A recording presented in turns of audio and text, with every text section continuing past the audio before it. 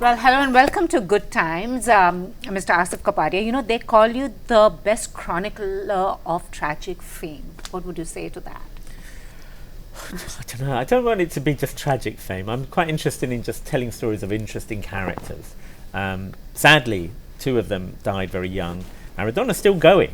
You know, it's going to be a question for people to see the film to decide whether or not they think it's tragic or not. Yeah, true. And also, you know, the thing is, you had Senna first, then you had Amy, and now Maradona. Are you attracted to these subjects, or do they just come to you, like they seek you out? It's a good question. It's kind of a mixture of both. I'm a big sport fan, so I'm aware of people like Senna and Maradona because I was watching them when they were in the peak of their career.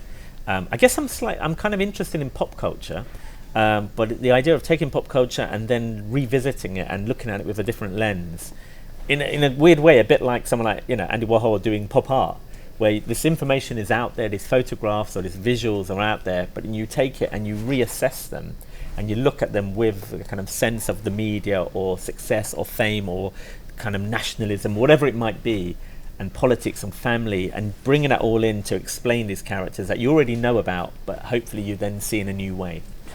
And also Maradona, I mean, from the poorest ghetto in Argentina, and then Naples and fame, the hand of God, and then again he plummets, you know. So he's a man you love to hate and hate to love. So you went through 500 hours of footage, his personal archives too. What was it that, do you want to demystify the myth of Diego Maradona, remove Diego from Maradona? I think the big difference between doing fiction films and doing the documentaries for me is that with a fiction film you're trying to tell a story and you're revealing stories as you go along, revealing layers. With these documentaries, people have an idea of the ending already. They kind of knew about who Ayrton Senna was. Oh, he was a racing driver and he died, didn't he? You know, Amy Winehouse, she had a real problem with drugs or drink or something. And Maradona, he was a footballer, but he cheated and, he was a beast. Or, they kind of know, they have an idea of the ending or they think they know the story. And I guess what I'm interested in is the journey of how people got there and what happened and what were the circumstances that led them to become the people they became, and hopefully to reveal a new aspect or a new side, so that I'm hoping that there'll be some empathy or sympathy for these characters who often at the beginning people don't have necessarily a great opinion of. They're kind of outsiders, they're anti-establishment. They're the people I'm attracted to. So the edgier the character, the more interesting for me. And also with Maradona, the thing is, I don't follow football, but I know of Maradona because I lived through that all. You follow football, but even amongst football fans, I was reading about an Argentinian who wrote about him that for him, he was God. He meant a whole lot of things. Then there's another, section that says he was a cheater, he ruined the game and everything. So what was it when you were going through all that? What struck you about the man? And you spoke to him as well. Yeah, I met him many times. I spoke to him for about 9 hours over a series of interviews that I did when he was living in Dubai. The thing that I'm interested in is if you're going to make a story about a character, I don't think you can just make a film about someone who's really nice and lovely. They're a bit boring. It'd be very short films. You need drama. You need characters. You need light and shade. And the thing about Maradona is a bit like football is like they say. It's a game of two halves. There's the first half, second half. With him, he's like an angel and he's a devil. He's a genius, but he's also a cheat. He's a really lovely guy. He's Diego, but then he's also got this edgy character with Maradona. And I think that idea of having an edge or having two sides or having drama or having tension, that's what you need for movies. You need conflict, you need arguments, you need something has to happen. And so with Senna, Amy and Maradona, the characters I'm attracted to are all brilliant, all very, very smart in their own way, all fighters, all fighting against something. But also there is tension in their own lives, there is conflict. And for movies, you need these elements, whether it's a fiction film or a documentary, for me anyway, or else the film it doesn't sustain. And I want to make these films for audiences all over the world. And the more complex the character, potentially the more interesting the movie.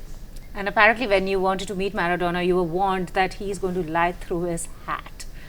Could you intercept that while you were speaking to him? And though he, as such... The thing about it is, one of the key characters in the film is his personal trainer called Fernando Signorini, who wasn't particularly well known beforehand, but he's an amazing guy who knew probably Diego, his body and his mind better than anyone, because he trained him for many years.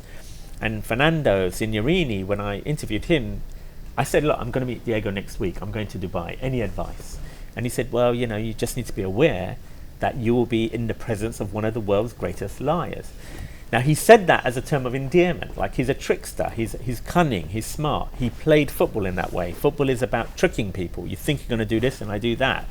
But that's kind of, Diego's very streetwise, so that's the way he played and that's the way he lived. And that's really what the film's about. It's about someone who's showing one thing and doing something else. And interesting, you said something about Senna and Amy, that they died, they could not deal with their mistakes. Your Maradona is gotten old and his mistakes are in his face. So, he still doesn't deal with them. I mean, that's kind of the film, he's the kind of guy that never looks back. So something happens and he just moves on to the next town and he creates a new story and a new drama. And normally it starts with a lot of hope and everyone loves him and it's all great, and then something goes wrong and it becomes a bit of a mess and a bit of a disaster and there's a big row. He leaves and he'll go on to the next place and it will start again. And his life is always about moving forwards and starting all over again and essentially repeating the same cycle, never looking backwards and maybe dealing with the issues that need to be dealt with. That's what I found when I researched his life. And filmmakers and often get emotionally involved with the characters. So among Senna, Amy and Maradona, who's the one who actually, like, in your heart said, oh, damn, I feel bad? It's tough because they've all become a part of your life, okay?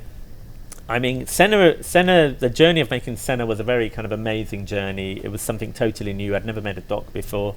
And, I kind of love that film and I'm very proud of that film. Amy's the one that's the most painful and the most emotional because of the story, because of the people, because she was so young. A lot of the people around her that I worked with and got to know have become friends. And I'm a Londoner, I'm a North Londoner, and I lived in and around Camden for 10 years. Mm-hmm. So that's probably the most personal of the films, and I think that's the one that feels so sad that at times it's almost unwatchable, moments in that film. And also everybody says you do have a second shot at the Academy run with this. I mean, first was Amy and now with this. What do you have to say with Maradona? I mean, literally the film only showed yesterday in the US on HBO, so it's very early doors. But, we premiered in Cannes.